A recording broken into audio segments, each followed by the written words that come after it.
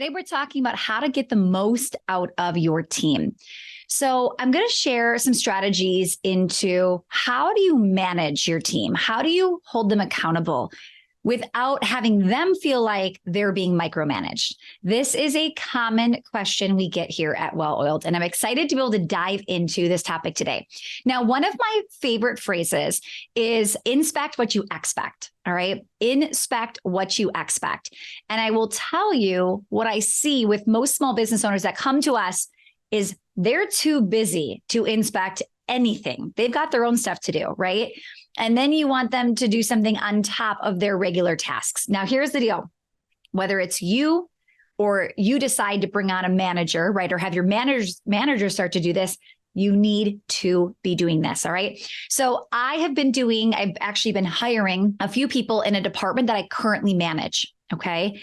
And that means I am having to do quite a bit of audits, quite a bit of check-ins and giving them feedback. And as I was getting some questions about this in Well Oiled and then actually doing it, I knew that this should be an entire training. But before I can tell you how to audit and how to inspect what you expect, there's some stuff that has to happen before it, or you're going to set them up for failure. Okay. So number one is setting clear expectations, right? I can't tell you how many times I will have business owners complain that this person is taking way too long on this activity. And then I'll say, well, how long did you tell them it should take? Or I'll say, when did you assign it? And when was the deadline due? I'm like, well, I didn't really state a deadline, I didn't give them an idea. It's like, right. So I remember I had somebody come into Well Oiled, I should say the company. And one of the first things we have anybody do is watch our program, like actually learn what we teach and why we teach it. Now, we live and breathe our program, so it actually trains them to come into our company. But as they start to go through the program, it's funny because one time we had somebody who finished week 1, 40 hours that week. And she said, finished module 1. Like, module 1? You worked 40 hours this week and your number one priority is the program and you finished module 1? We have literally had clients go through the program, like commit a full weekend, like they're in a conference, and do it in an entire weekend. And this is an employee being paid to watch this program, and she got through module 1. And I was furious. And then I realized I didn't give her specific guidelines. I didn't tell her what I was expecting.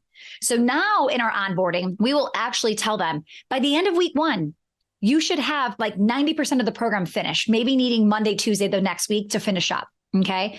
We give them examples of like a day, an agenda for each day. So day 1, from this time to this time, you're going to log in and watch this. It's an hour and 17 minutes worth of content, right? When they see, we can see, right, how much time it is, and we can spell out, you can get through the whole program in a week. It gives them clear expectations. And I haven't had a problem since I set those clear expectations. Okay. So that is huge. Before you go inspect anybody, have you guided them? Have you given them the opportunity? Or are you just going to do an audit because you know you're going to find a million things wrong? Be really careful you're not doing that. Okay. Number 2, set up their KPIs, key performance indicators. Now, just so you are aware, we have KPIs that are a little bit different when somebody joins the team. We have 30-day KPIs. Okay. So for instance, let's say a key performance indicator first is just a metric that we track to see, is this person on track? Are they doing a good job, right? Like, do we need to support them more? Are they not winning in their role? Now, I always say 3 to 5 metrics, right? But those 3 to 5 metrics, they're not going to get it in week 1 or week 4. So we actually have modified KPIs the first 30 days. And then usually 60 days, it's a little bit higher, right? They should be growing. And then by day 90, they should be hitting KPIs. So have you established the introductory KPI? Have you established what I expect in 30 days? Okay. If you keep thinking, well, they really have 90 days, or they're thinking, well, I have 90 days, there might not be enough urgency to get them moving forward. Okay. So when you have first given clear expectations and established those key performance indicators where they know where they're supposed to be heading, now you can get to the auditing portion. Okay. You want to have regular check-ins, more so in the beginning or when you're noticing a decline in performance. You might have somebody that's been with you 10 years and all of a sudden they're skipping things, right? I've been in business 21 years. I have had quite a few decade employees, which sounds amazing. And most of the time it is. But there can also start to become this complacency where they don't think they have to do certain things. And all of a sudden, they're making more mistakes than the new person, right? So regular check-ins, or what we call like spot checks and audits, are something you should be doing, and or your manager should be doing for their people that directly report to them. Okay, I want to get into like the nitty-gritty here. And I want to share some examples of what does this even mean, Stacy? Like, what is a spot check? So for instance, right now, I am the sales manager here at Well Oiled, okay? Sarah is in charge of fulfillment, all right? So I audit I audit some of the sales calls. I'll even tell you how I audit and things like that. And Sarah audits her fulfillment coaches calls, okay? Now, this is pretty simple because we record all of our calls on Zoom. So anybody can go at, like, I shouldn't say anybody, the manager can easily go look at any recording from today or yesterday. And sometimes I won't check every single salesperson. I might check a salesperson, right? Today, and I go in and I watch a call. And then tomorrow I pick somebody else. Or if I noticed, hey, you're not doing X, I follow up and watch again tomorrow, right? So I'll kind of give them homework and say, listen, and this actually happened today. I was like, hey, listen, you didn't do this. It's a non-negotiable. So today I want you to do it every single time. And tomorrow I'm going to check every one of your calls and I'm going to go to that spot and I want to hear and see that. Sound good? And then here's the deal. I'm actually going to go check tomorrow, right? Okay, so that's easy when it's on Zoom. You might be thinking, Stacy, I have a brick and mortar. We're not on Zoom. Okay, so do I. So one of the things that we do in our studios is, first, we'll actually have somebody come in, I believe on a quarterly basis. Okay. Again, maybe more often if we're having issues or we're getting some parent complaints about a teacher, we're going to have somebody go sit in the room, and literally they sit in a chair in the back corner with a notebook and they literally just make notes. Okay. And they're just watching the class. Now, doesn't that feel like micromanaging? Well, if we're not doing it every single time, it shouldn't. It should feel like a standard review, okay? So most of our teachers are getting this on a 90-day basis, okay? It is possible that not every teacher even has it happen. If we have somebody that's been with us for 7 years, gets a million amazing compliments and never gets complaints, is she going to have to check that person as often? No, okay? But if this is new, or if they're starting to decline, they're getting complaints, get your butt in those rooms to see what's going on, okay? Now, I'm also in a space or a facility where I have one-way observation windows for parents to watch and the people in the room to not be distracted. So I can actually have somebody maybe that is getting some complaints, or maybe it's a new person. We want to kind of check like how they're going. We can just have somebody stand outside those windows and literally watch and take notes again. Now, do we tell them up front that we're doing it? Well, we tell them as they're onboarding for sure that this is something that we do. And I always tell the people I'm working with, this isn't for me to nitpick you. This is for me to help you get as successful as possible in your role. Like, I'm not successful without my team being successful, right? So I'm helping them win. I'm not like judging them or shaming them or blaming them or accusing them of, no. I am just saying, okay, obviously you're doing like the compliment sandwich of, okay, great overall. Here's what I saw that I loved. Here's what worked. Here's what didn't. Here's what I'd like to see in the future, right? That's what these conversations are like, okay? So another way is, we just had a manager recently audit emails, okay? So she went into some emails, just started pulling up email threads and looking at customer service, okay? Inspect what you expect. Now, this is what happened was, she came back to the general manager and said, okay, just so you know, half of the emails were not good. Like when I started digging in. And thankfully, my general manager has definitely drank my Kool-Aid, and she knows we always need real numbers, like we need facts and we need evidence. Okay. So you can't say half of the emails were not good. Okay, half, 1 of 2, because that's a big difference, right? Or 7 out of 18, like fill me in, like what is it, right? I know 7 out of 18 is not half, but you get what I'm saying. So what happened was, she said half. So then the general manager goes in to audit the person that audited and says, here's what I found. I found 1 out of 18 emails. And now here's the thing. I think we in general like drama. Why do we read books? Why do we watch TV? Why do we like drama? We like the plot. We like the struggle. We like all of it, right? So you'll hear people naturally tell you things that's a little dramatic. For instance, the front desk was like, oh my goodness, we've had so many drops this week. And I'm like, whoa, what? Like, what do you mean? Give me how many exactly? And they go look up. They're like, oh, it was actually just 1 on Monday and 1 on Thursday. Okay, right? Or you'll hear somebody say, oh yeah, he's been getting a lot of complaints this week. And then we look and it's like 2 out of 100. And he had like 3 compliments alone, right? Like today alone, right? People like drama, but also in their defense, negative feels just bigger than the positive. So if you had 20 5-star glowing reviews on Google and one person wrote you a 1-star today and said horrible, awful things, that one feels so much heavier than the other 20. Am I right? So don't blame your team when they start that behavior. It is human nature, right? And even we do it too. So facts and evidence only. Okay, now this is a big one. When I am auditing and inspecting, don't rip this thing apart. Do not have a list of every single thing they did wrong. You will want to, because you will catch them, right? There are some things you're not even going to point out, which sounds crazy. But if I sat there and told you 22 things you just did wrong, you are going to stop listening, start tuning me out, and either thinking like all I'm hearing right now is I suck and I'm horrible and I should find a new job, or I'm thinking my boss sucks, I hate it here, and I need to quit. That is what is happening when you nitpick somebody like that. So what I recommend doing is find the 2 to 3 biggest areas of opportunity that would make the biggest difference in whatever it is they're doing. Okay. So for instance, I might do a sales call audit and I might say, okay, if I only get to do 3 things, I might go, okay, number 1, you didn't do, you let them jump off the call without the link and they needed the link, right? So I might be like, absolutely, you've got to give them that link so that they don't, whatever it is, right? Like you have to do that. I might say, I want you to smile more, right?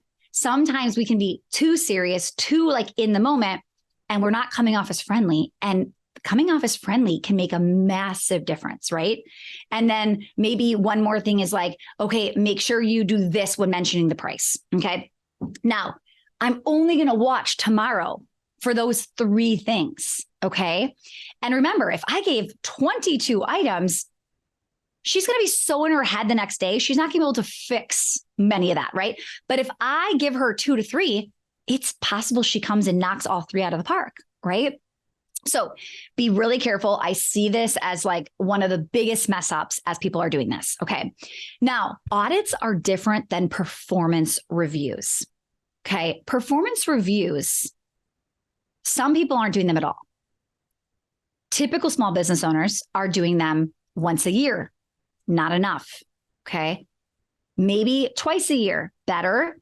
I like to see them every 90 days. But when I say audits and inspections and all of that, like these mini spot checks, I am wanting to make sure you know I'm not talking about performance reviews. That is different than what I'm talking about. And you might be thinking, how do you have time to do this? Okay. I hire managers to manage, and it multiplies my time. So I'm not managing the coaching department. I have a manager doing that. I am managing the sales department, but I will be hiring a sales manager, right? And I'll be able to back off. Right now, it's a brand new department that is growing very quickly in my company. And I wanted to take it on. I wanted to learn the role, learn the skill set up the systems, make sure it doesn't feel salesy. Like I was really nervous that we were taking on, or we could take on like this like bro marketer sales, high pressure. I'm like, no. So I wanted to get in there and get my hands dirty. And now I'm going to be passing it off very soon. Okay.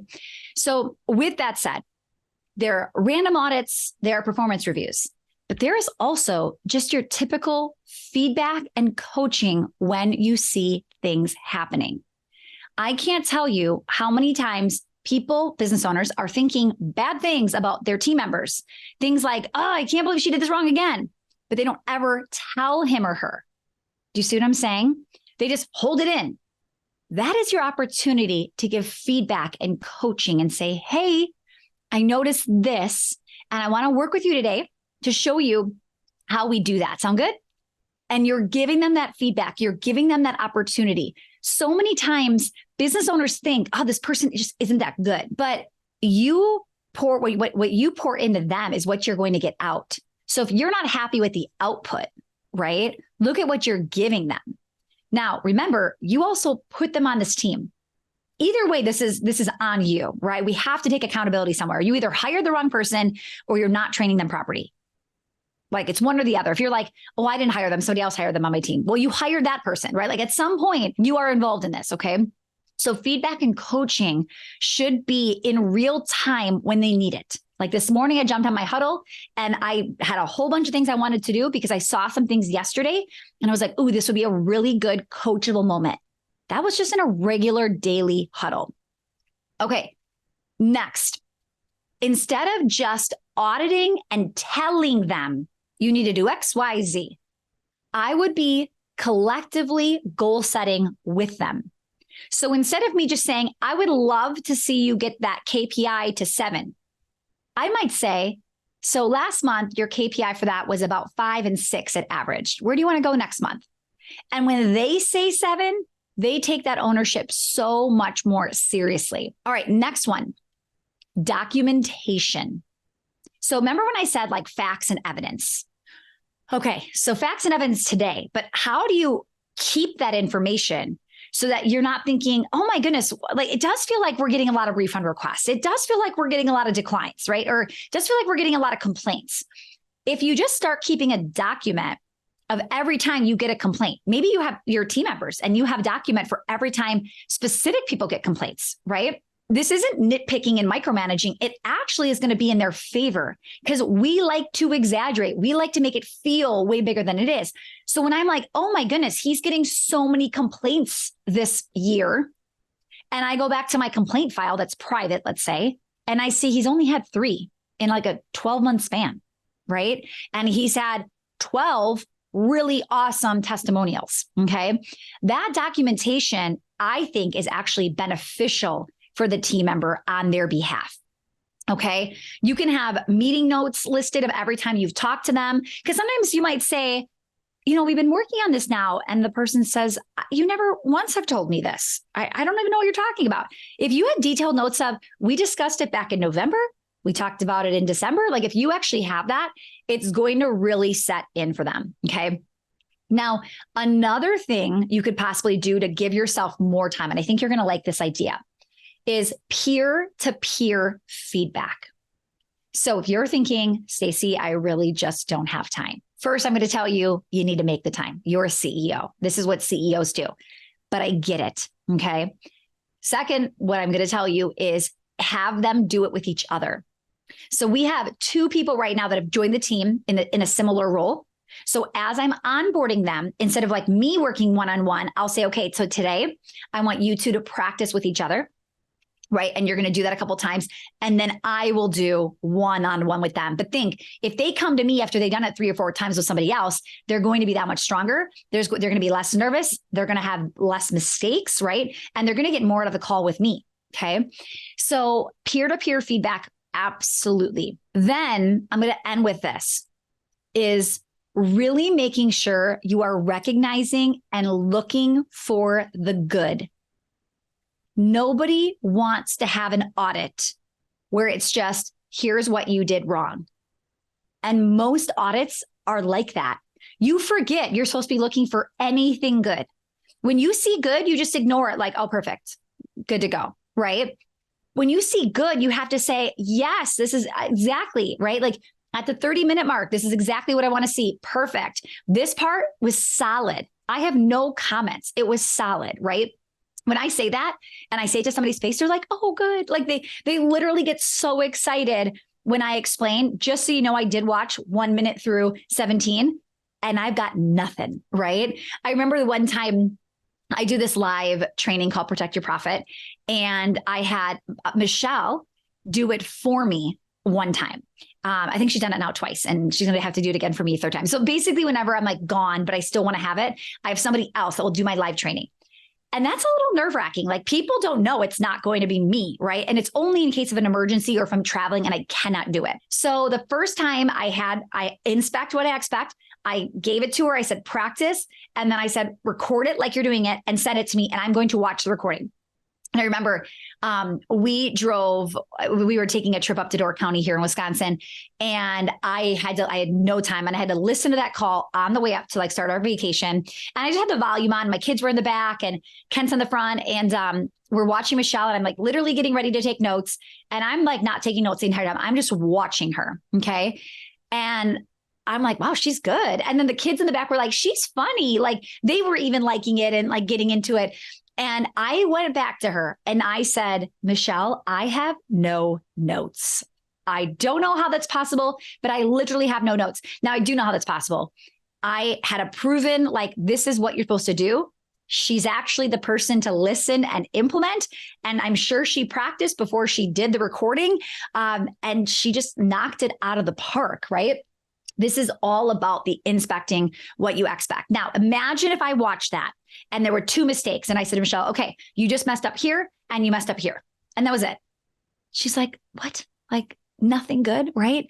You want to make sure you're looking for the good. When I say compliment sandwich, don't be vague. Don't be meaning, oh, great job. And then nitpick like crazy, like clearly it wasn't a great job. And then the last sentence, but really you did great. It's like, they don't feel great, right? So you want to nitpick just as much on the good stuff of you killed this, you crushed this. I loved when you did this. Oh my goodness, I loved when you did that, right? Showing them you're catching it. That is going to make them feel so good. And it's going to make them be more open to the negatives and wanting to fix it. If you're listening to this episode because you want to get more out of your team, I am telling you, the way that you are nitpicking is probably hurting their confidence and their ability to perform.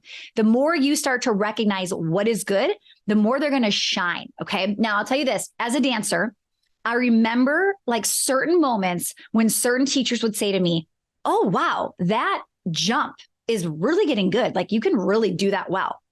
And I would hear that. And then all of a sudden, that was all I was practicing. That was all I was doing. And I would like own that skill, right? And I would get way better because they told me, ooh, that's good. You've got potential there, right? So I would work on it. If all they would like scream at us, point your toes, point your toes, point your toes, right? And like, it's a negative thing. I'm getting resentful, right? Versus, ooh, I want it. I'm hungry. You want your team to want the respect, to want to be hungry, to want to be driven to grow. So I know there was a lot in this episode. You may want to re-listen. Here is my biggest ask for you today is if you like this episode and you have a small business owner friend that you have met maybe locally or someplace on the internet, I would love it if you would share this episode with them. Business owners with teams are struggling.